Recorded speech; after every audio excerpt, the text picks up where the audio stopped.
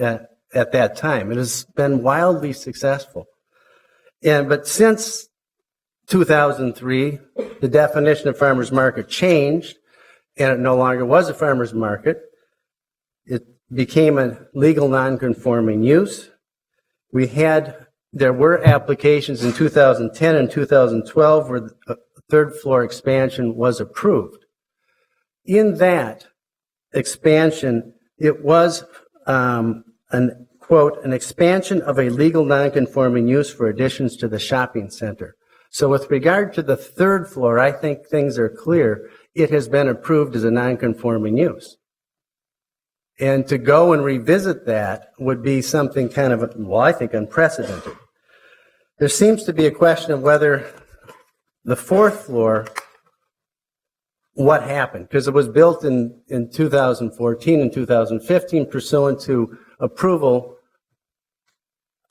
of a site plan. But the site plan approval in 2014 said that the conditions of approval for the previous approvals shall remain in effect, and that included non-conforming use for the shopping mall.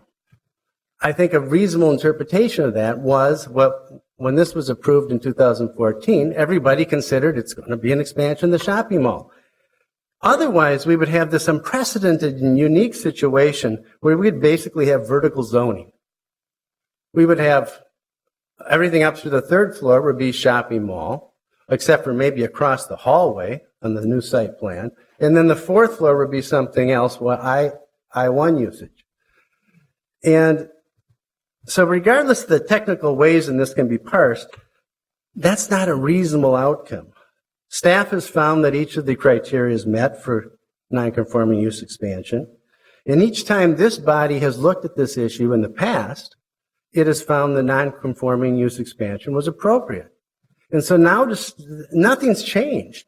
If anything, it's better.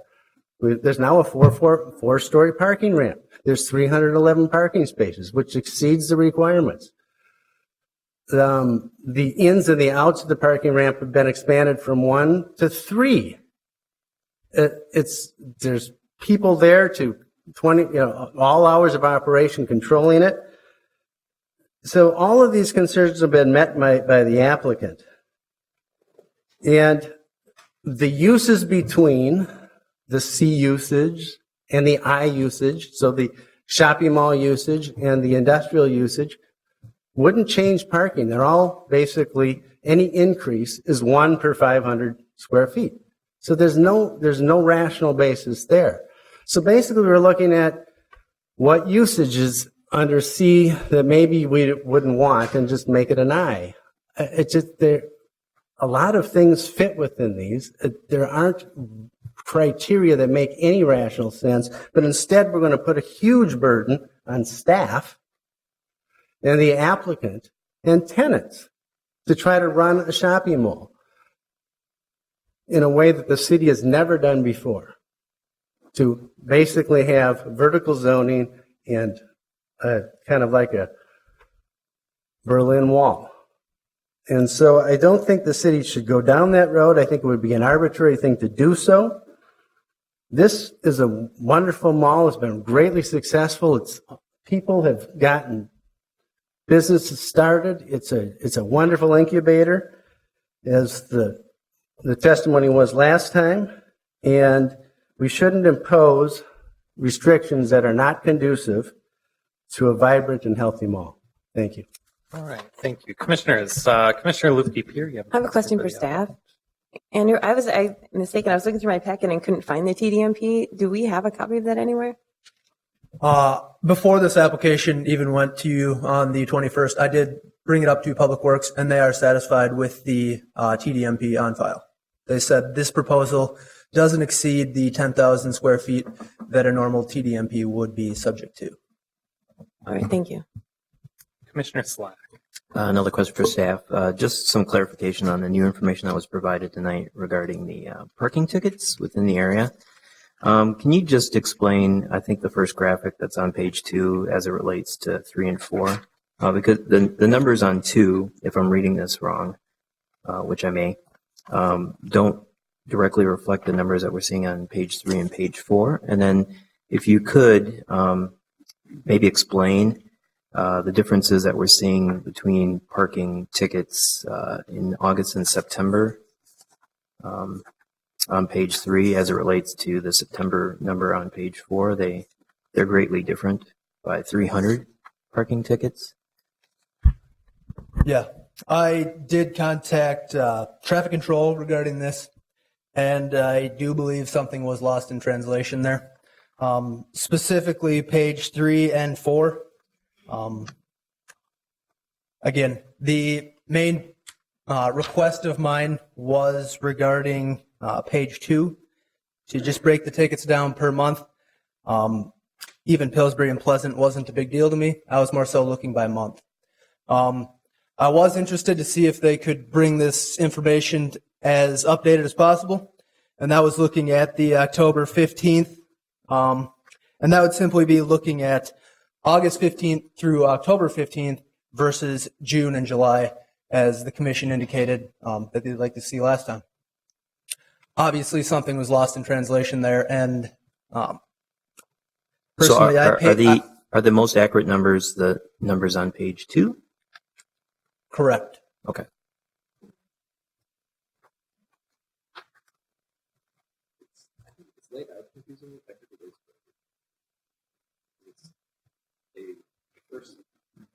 Page 2 has it on there, broken out by street, but if you add up June and July for both streets, it does equal 461, which is the June and July on page 3. Sort of an odd chart, but I think that is right. Because it's broken adding out by street on 2, but then it's okay. yeah, yeah, charts, right? Yeah. Okay. Are there any questions of staff? Commissioner Kronzer. I'd like to make a motion. All right. I'd like to make a motion that we approve staff recommendation A, expansion of non-conforming use with the addition of a 6th condition. That being the expansion of non-conforming use be limited to the square footage on the south side of the building only, as noted on page 2 of the staff report.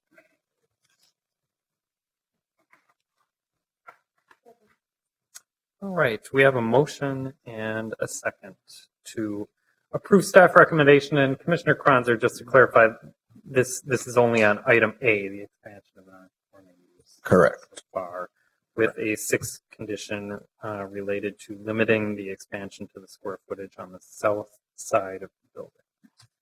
Is there any further discussion? Mr. Wittenberg. Could I just clarify, is that the, excuse me, the internal to the site floor area? Okay. All right. Is there any further discussion? Seeing none, clerk, please call the roll. Slack, Aye. Rockwell, Aye. Magrino, Aye. Lipke-Pier, Aye. Kranzer, Aye. Gisselman, Aye. Forney, Aye. Bender. Aye. No? Aye? I didn't hear that. Aye. Thank you. That is 8-0. Okay. And item B is the site plan. Yes, motion to approve site plan approval as recommended by staff with the 6 stated conditions. Second. And is there a second? Okay, there is. All right, we have a motion and a second. Is there further discussion? Seeing none, clerk, please call the roll.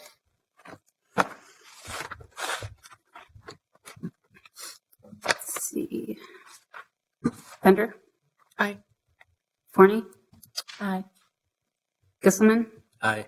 Kranzer, Lipke-Pier, Aye. Magrino, Aye. Rockwell, Aye. Slack. 8-0. And that motion carries. That concludes our discussion on that item and also concludes our business for this evening. We have a committee of the whole meeting on Thursday. The meeting is adjourned.